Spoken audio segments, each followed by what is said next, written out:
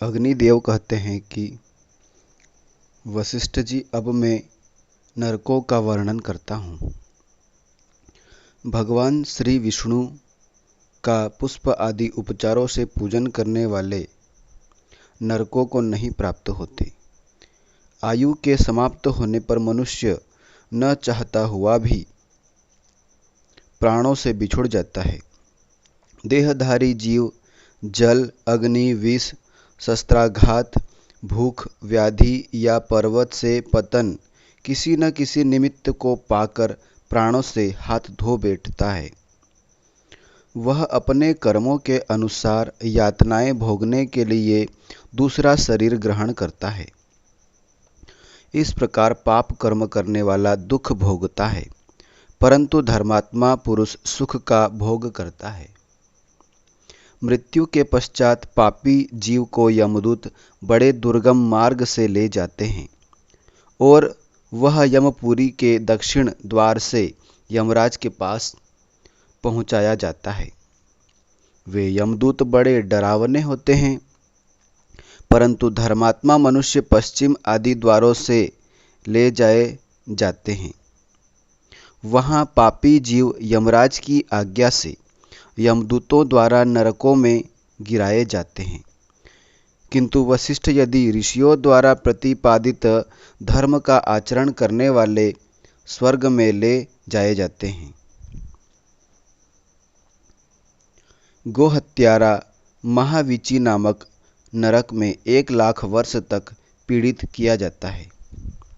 ब्रह्मघाती अत्यंत दहकते हुए ताम्रकुंड नामक नरक में गिराए जाते हैं और भूमि का अपहरण करने वाले पापी को महाप्रलय काल तक रौरव नरक में धीरे धीरे दुःसह पीड़ा दी जाती है। स्त्री, बालक अथवा वृद्धों का वध करने वाले पापी 14 इंद्रों के राज्य काल पर्यंत महारौरव नरक में रौद्र नरकों में क्लेश भोगते हैं। महारौरव नामक रौद्र नरक में क्लेश भोगते हैं। दूसरों के घर और खेत को जलाने वाले अत्यंत भयंकर महारौरव नरक में 1 कल्प पर्यंत पकाए जाते हैं। चोरी करने वाले को तमिश्र नामक नरक में गिराया जाता है। इसके बाद उसे अनेक कल्पों तक यमराज के अनुसार भालों से बींधते रहते हैं और फिर महातमिश्र नरक में जाकर वह पापी सर्पों और जोकों द्वारा पीड़ित किया जाता है। मातृघाती अर्थात माता का हत्यारा आदि मनुष्य असीपत्रवन नामक नरक में गिराए जाते हैं। वह तलवारों से उनके अंग तब तक काटे जाते हैं जब तक यह पृथ्वी स्थिर रहती है।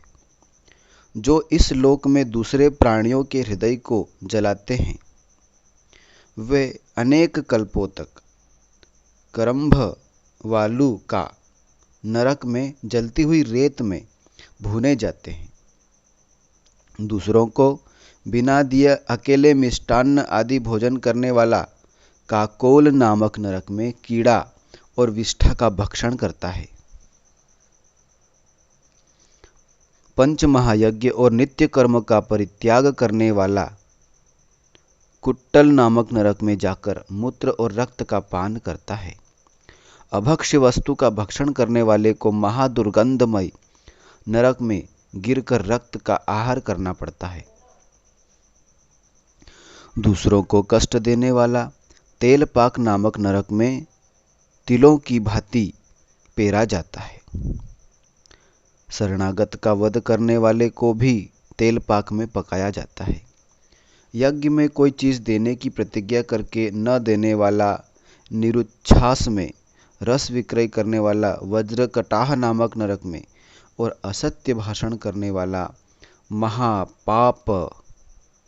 महापात नामक नरक में गिराया जाता है।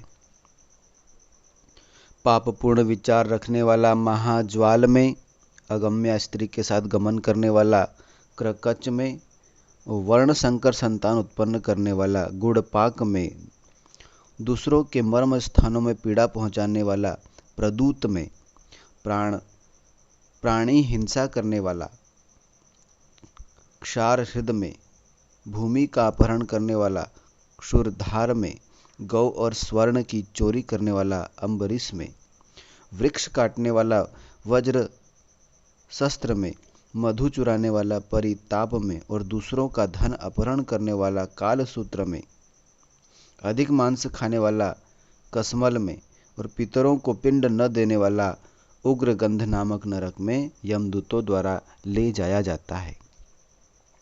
घूस खाने वाले अर्थात भ्रष्टाचार करने वाले दुर्धर नामक नरक में और निरपराध मनुष्यों को कैद करने वाले लोहमय मंजूस नामक नरक में यमदूतों द्वारा ले जाकर कैद किए जाते हैं।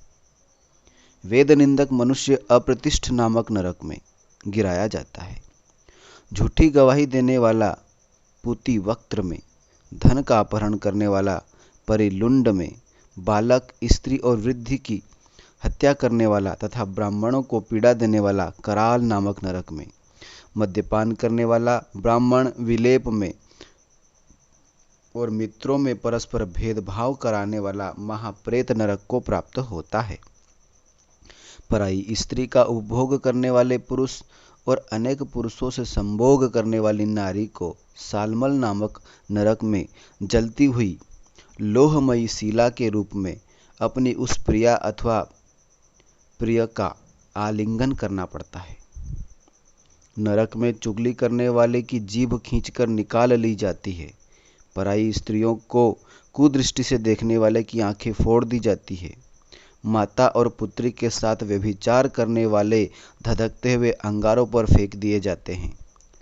चोरों को छुरों से काटा जाता है और मांस भक्षण करने वाले नर पिशाचों को उन्हीं का मांस काटकर खिलाया जाता है। मास उपवास करने से एकादशी व्रत अथवा भीष्म पंचक व्रत करने वाला मनुष्य नरक में नहीं जाता। इस प्रकार आदि अग्नि महापुराण में 189 नरकों के स्वरूप का वर्णन नामक 203वां अध्याय पूरा हुआ। हरि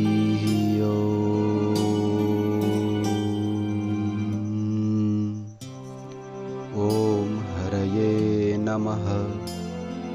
ओम हरये नमः। ओम हरये